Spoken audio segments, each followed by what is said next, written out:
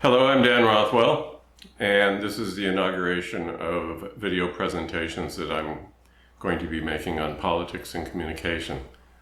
Let me tell you a little bit about myself so you understand that I have some expertise in this area and I am not somebody who's just drifted off the streets and decided to rant.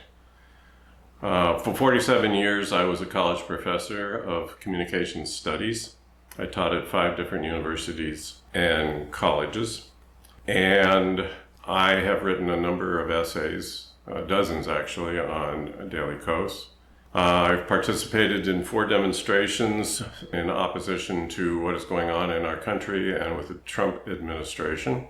And to write about this, I have written 8 books. The most recent one is diplomatically titled Willful Ignorance and Stupid Political Decisions. It also has a very, very long subtitle, which I won't bother to give you right now. With that as a background, let me just talk about one recent event that's happened, and I want to comment on it. And that is the No Kings protests that have just taken place. The estimates of the number of people that participated in the No Kings protests varies between 5 and 12 million people. These kinds of estimates, of course, are not typically scientific. They're guesstimates, so you can take them for what they're worth, but when you take a look at the pictures and the videos that have been all over the media, you can see that they were, in many cases, massive.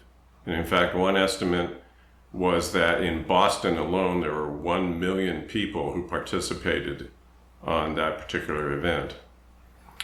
Regardless of whether it's 5 million or 12 million, let's take the 12 million estimate.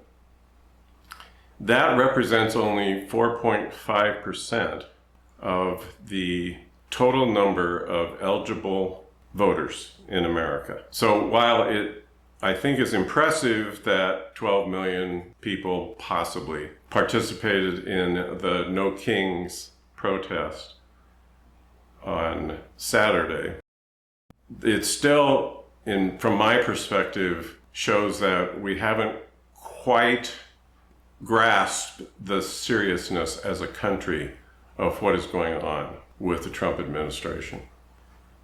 So what I am imploring people to do is to recognize that while we are impressed and we feel maybe exuberant about the participation this last protest, we need to double those numbers to be really, truly effective. So congratulate yourself if you participated, but understand that 4.5% of eligible voters in this country participated. That's a pretty small percentage when you stop and think about it.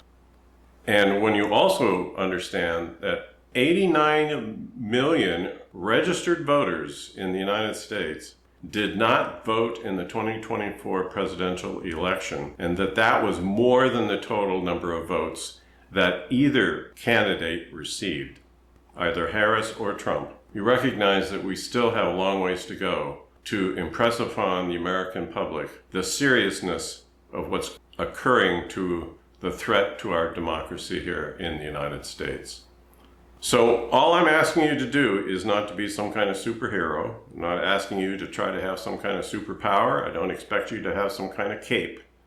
All I'm asking you to do is to show up to the next national protest that will be occurring next month. Thank you.